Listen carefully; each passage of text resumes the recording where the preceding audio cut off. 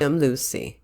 Thank you for joining me for another video, and if this is your first time here, a very warm welcome to you. I hope you enjoy it. Remember that name.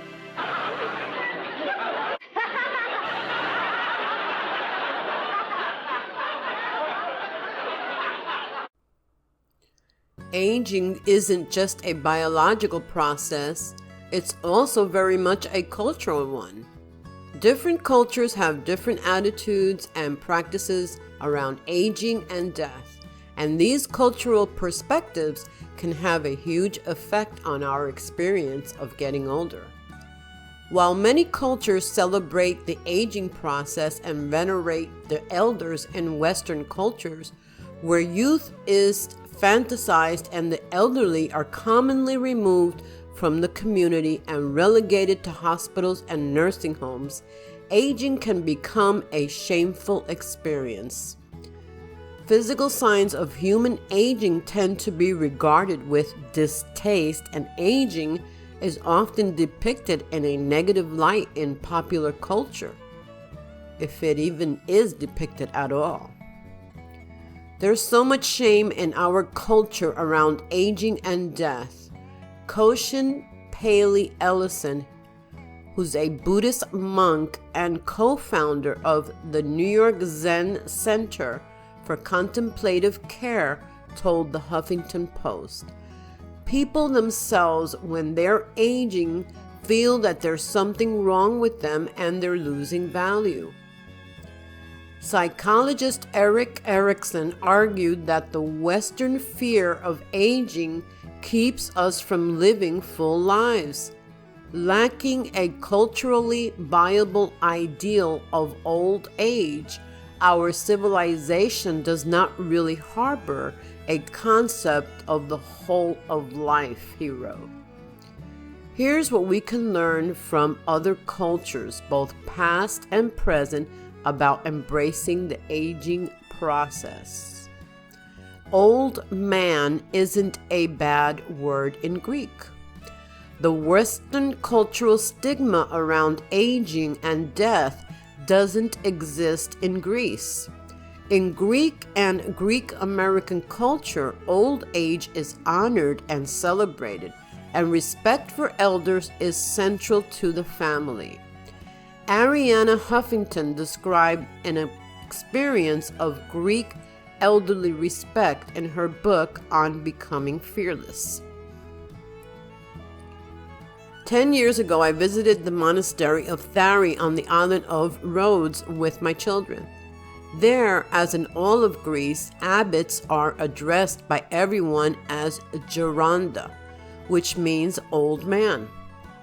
Abbesses are called Gerondissa, not exactly terms of endearment in my adopted home. The idea of honoring old age, indeed identifying it with wisdom and closeness to God, is in startling contrast to the way we treat aging in America. Native American elders passed down their knowledge. Though attitudes towards death in contemporary American culture are largely characterized by fear, Native American cultures traditionally accept death as part of a fact of life. There are over 500 Native American nations, and each has its own traditions and attitudes toward aging and elderly care. But in many tribal communities, elders are respected for their wisdom and life experiences. Within Native American families, it's common for the elders to be expected to pass down their learnings to younger members of the family, according to the University of Missouri, Kansas City. In Korea, elders are highly respected. Much of the Korean regard for aging is rooted in the Confucian principle of filial piety, a fundamental value dictating that one must respect one's parents. Although Confucius was Chinese, Confucianism has a long history in Korea. Younger members of the family have a duty to care for the aging members of the family. And even outside the family unit, Koreans are socialized to respect and show deference to older individuals as well as authority figures. Few of those who are filial sons and respectful brothers will show disrespect to superiors. And there has never been a man who is respectful to superiors and yet creates disorder, Confucius wrote in Analects. A superior man is devoted to the fundamental. When the root is firmly established, the moral law will grow. Filial piety and brotherly respect are the root of humanity. It's also customary in Korean to have a big celebration to mark an individual's 60th and 70th birthdays.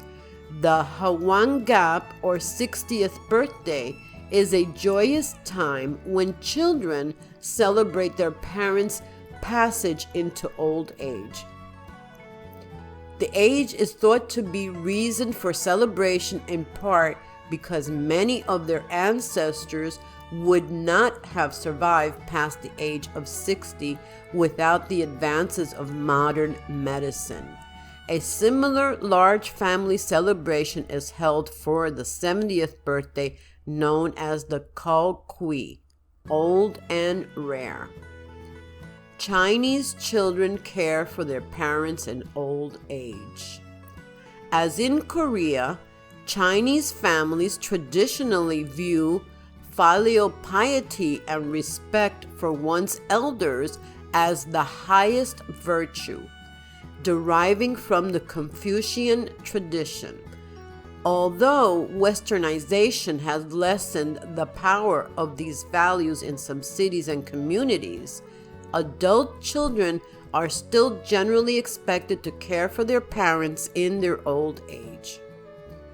Placing your parents in retirement homes will see you labeled as uncaring or a bad son.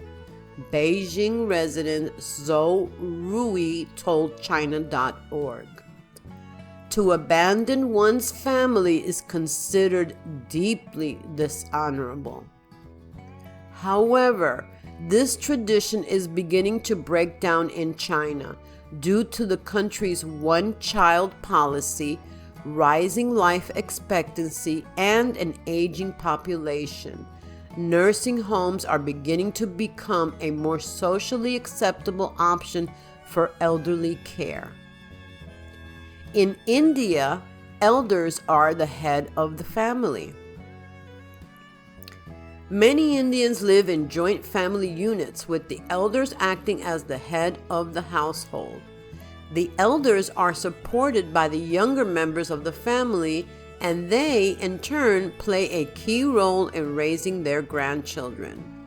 Advice is always sought from them on a range of issues, from investment of family money to nitty-gritties of traditional wedding rituals and intra-family conflicts.